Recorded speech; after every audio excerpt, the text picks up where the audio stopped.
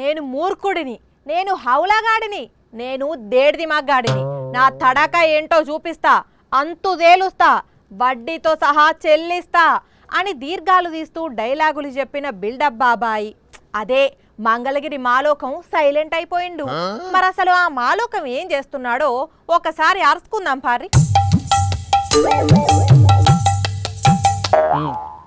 ఆయన పేరు కూడా ఆగో, ప్రచారానికి పోకుండా సల్లంగా కూర్చొని ఏమో చేస్తున్నాడు. బాబు మాలోకం ఏం వెలగబెడుతున్నావయ్యా అక్కడ? కనిపించట్లేదా? రాసుకుంటున్నా. అదే ఏం రాస్తున్నావు అని.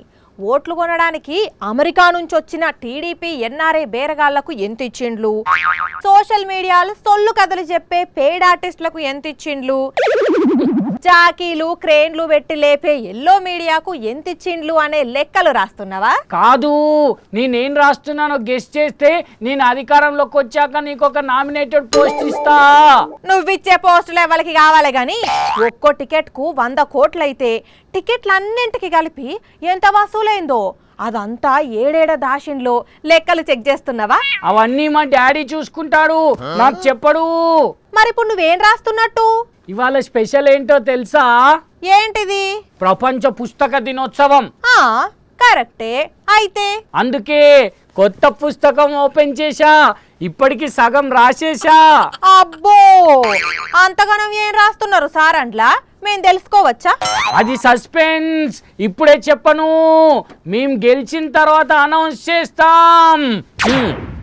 ఎస్ఐ, ఏసీపీ, డిఎస్పీ, ఎస్పీ, ఏసీపీయా? ఓ చిన్నబాబు, ఏంది నువ్వు రాసేది?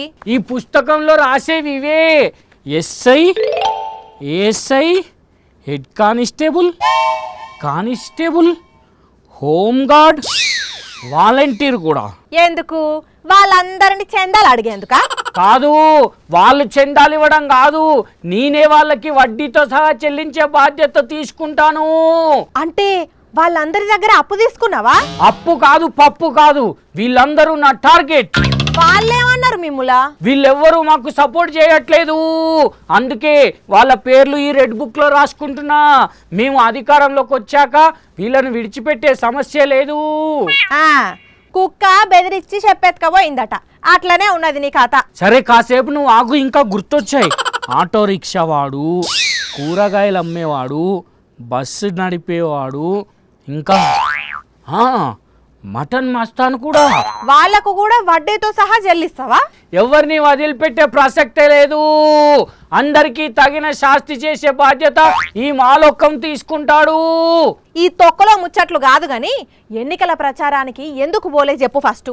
చెప్పాను కదా, ఈరోజు ప్రపంచ పుస్తక దినోత్సవం అని, అందుకే ఈ పుస్తకంలో అందరి పేర్లు రాస్తున్నా. ఓహో, అదా అసలు కథ. రాయి రాయి.